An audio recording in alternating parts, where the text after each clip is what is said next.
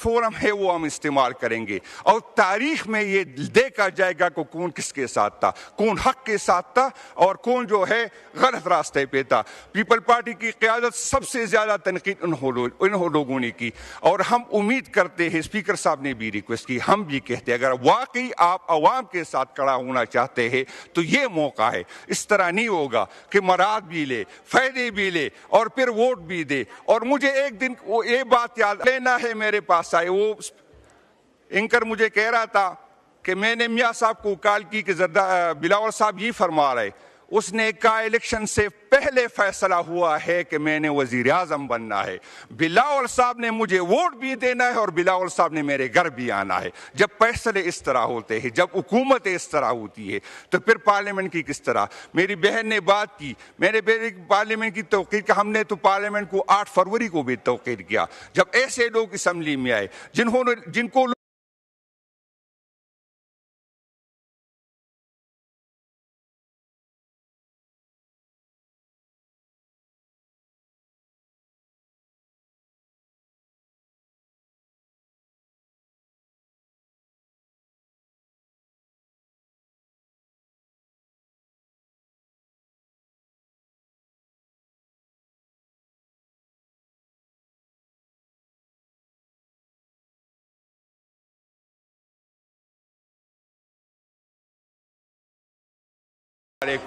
फैसले करने वाले कौन लोग हैं, तो ये इसमें हम भुगत रहे हैं और हम भुगतेंगे इंशाअल्लाह। खान साहब भी डटा है, लेकिन याद रखे, मैं मियाँ साहब आपसे कहता हूँ, आपके लिए तो बहुत मुश्किल होगा, फिर आपको फिर कब्र की दर्द हो जाएगी, फिर आपकी फैमिली को भी तकलीफ होगी। ये जो आप कर रहे, इमरान खान साहब के साथ कर रहे, हमें जो स्पेस नहीं दे रहे, तो ये आपने भुगतना होगा। हम पहले आप भुगत चुके थे, हमारा तो ये ख्याल था कि आप सीख जाएंगे, हमारे लिए तो ये पहली दफा था। शुक्रिया।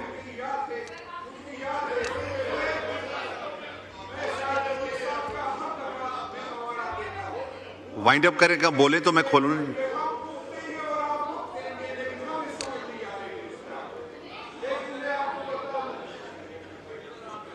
वाइंड अप करें प्लीज, माइक खोलें। मैं साद रफीक साहब की वो बात, इसका हवाला जरूर दूंगा जो हमें जब हम इख्तिदार में थे और हम यही समझ रहे थे कि ये लोग जो है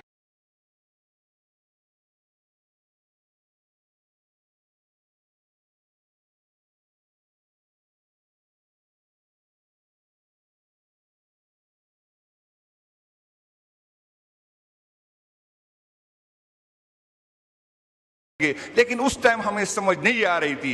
लेकिन आपको दोबारा बता दे, आप पहले भी भुगत चुके हो, इंशाअल्लाह ताला अगर यही रवैया रहा तो इंशाअल्लाह ताला इससे ज्यादा भुगतेंगे। शुक्रिया जी। शुक्रिया। ये जो ऑनरेबल मेंबर ने तकरीर में नाजेबा अंदाज में जजेस के बारे में कहा है, उसको हम हदफ करते हैं। सरदार मोहम्मद यूसुफ साहब। बिस्मिल्लाहिर्रहमानिर्रहीम, अल्हम्दुलिल्लाह रब्बिल आलमीन वस्सलातु वस्सलामु अला रहमतिल आलमीन। शुक्रिया जनाब स्पीकर, आपने टाइम दिया। जनाब स्पीकर, सबसे पहले मैं अल्लाह ताला का शुक्र अदा करता हूँ और इस मुअज़्ज़ज़ ईवान की अगुवाई के लिए मैं ये भी कहना चाहता हूँ कि 2025 का हज जो मैंने उसकी मॉनिटरिंग की और अल्लाह का फजल करम से पाकिस्तान से तकरीबन 1,15,000 से ज़्यादा हुज्जाज ने इस दफ़ा हज का फरीज़ा अदा किया है और जिसमें तकरीबन 88,300 सरकारी और 27,000 जो प्राइवेट सेक्टर के ज़रिए गए हज के लिए। अल्हम्दुलिल्लाह के बड़े कामयाबी से उन्होंने अपना मनासिक के हज अदा किए हैं, जिस पर हुकूमत सऊदिया ने भी, उनके वजारत हज और उम्रा ने भी एक्सीलेंसी अवार्ड से नवाजा और यहाँ वज़ीर आज़म शहबाज शरीफ साहब ने भी इसको अप्रिशिएट भी किया और शील्ड भी वजारत को दी है।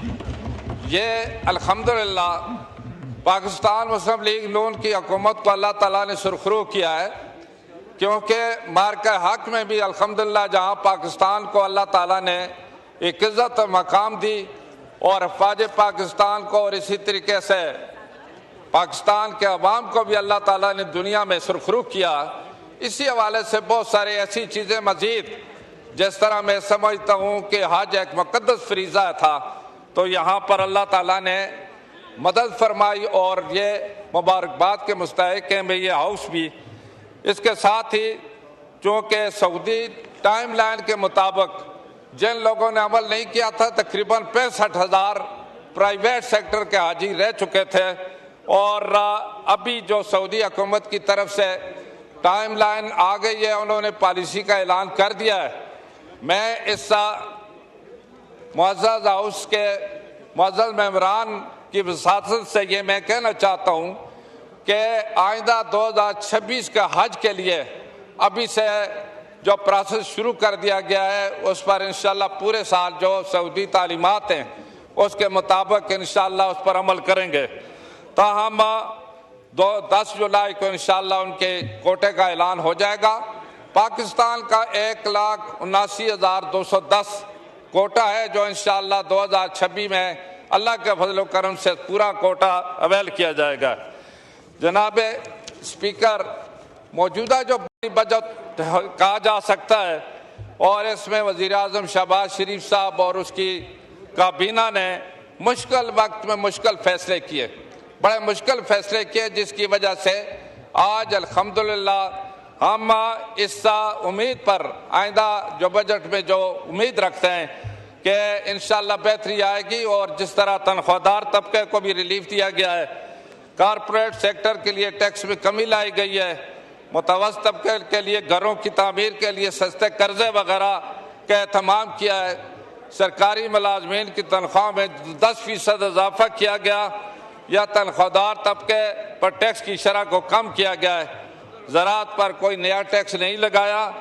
महंगाई की शरह 23.4% से कम करके 4.6% जो की गई है, ये भी हुकूमत का एक रिकॉर्ड कारनामा है। और इसी तरीके से जो GDP बनस्बत 10.5% उसमें इजाफा हुआ, और पूरे साल के दौरान कोई मनी बजट नहीं आया। हालांकि बहुत सारे लोग ये कह रहे थे कि पूरे साल में मनी बजट लाएंगे, बरामदात को फ़रोग़ देने के लिए इंतजामात किए गए। ये सारी जो कोशिश की गई है, अल्लाह करे कि इस पर अमल दरामद भी होगा। ताहम जनाब स्पीकर, मैं आपकी वसातत से जो हमारी सूबाई हुकूमत हैं उनकी तवज्जो इस तरफ दिलाना चाहता हूँ कि तमाम जो अवाम से मुतल्लिक़ डेवलपमेंट के मामलात हैं, जो अवाम की बुनियादी ज़रूरियात की जो जितने भी प्रोजेक्ट हैं वो सूबों से मुतल्लिक़ हैं। और बदकिस्मती से मेरा ताल्लुक़ सूबा खैबर पख्तूनख्वा से है,